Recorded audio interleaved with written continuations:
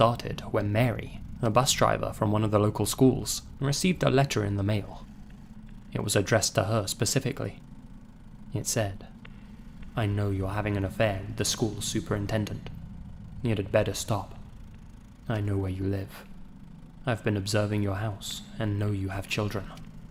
This is no joke. Please take it serious." The letter was postmarked Columbus, Ohio. There was no return address or signature, no clues as to who had sent it. Not sure what to make of it, Mary simply chose to ignore this letter. Then, 1 week later, she received another with a similar threatening tone. Mary told no one about the letters she was receiving. No one, that is, until her husband Ron was also sent one. The letter told him that his wife was having an affair, and that if he didn't stop it, his life would be in grave danger. Yeah, someone was threatening his life for his wife's supposed affair. Not exactly the kind of letter you want to read over breakfast.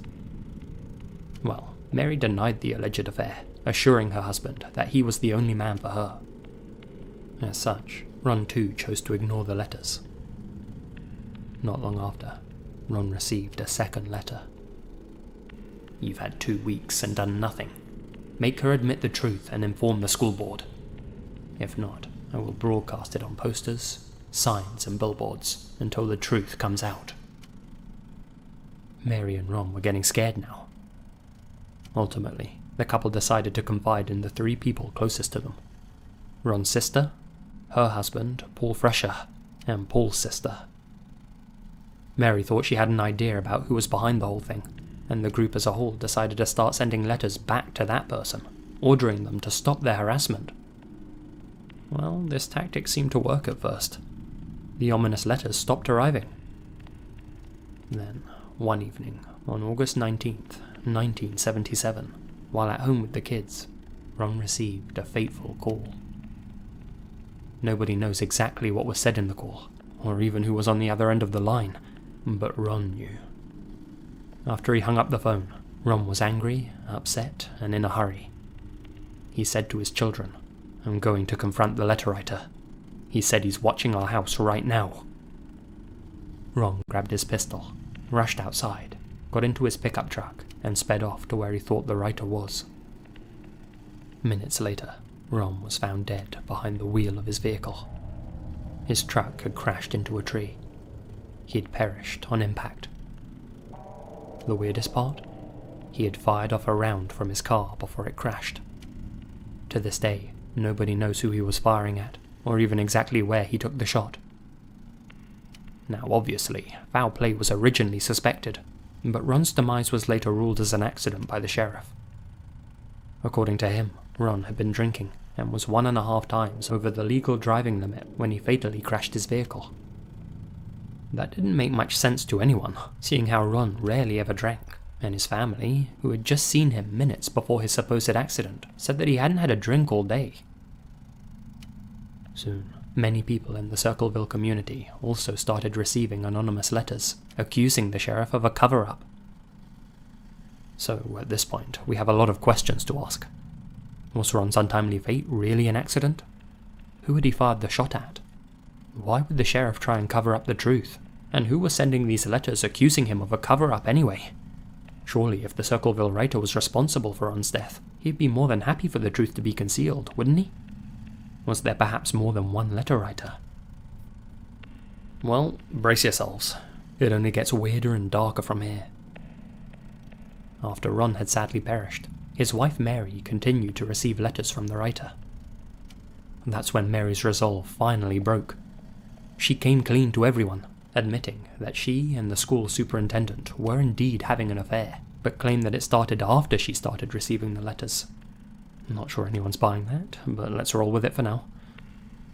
Mary kept her job bus driving for the school, and even though it was too late to save her husband's life, she hoped that now she had admitted the truth, maybe, just maybe, the torment would stop. Of course, things only got worse.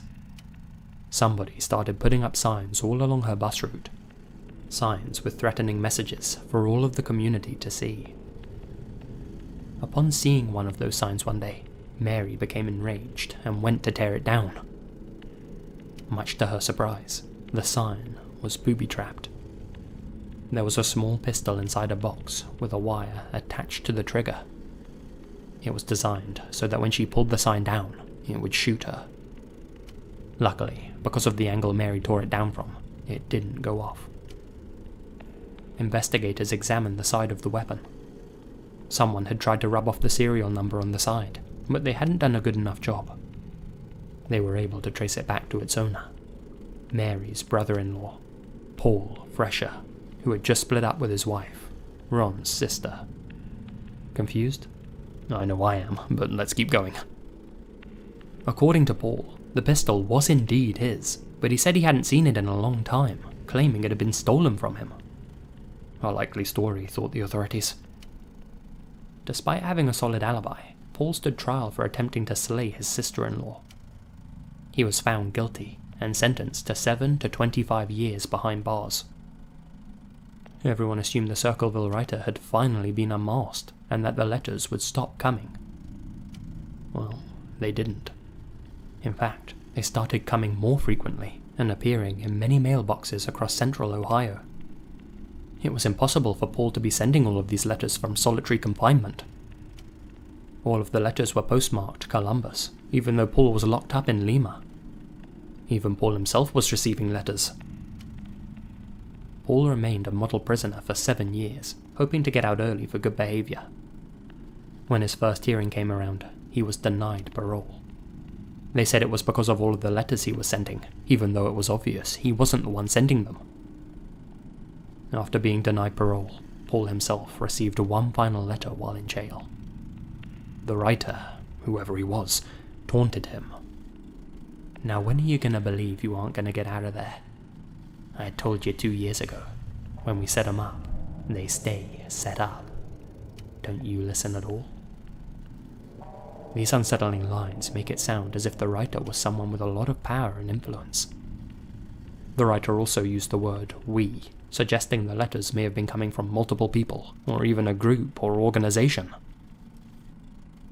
It later came to light that a vital piece of evidence wasn't mentioned at Paul's trial.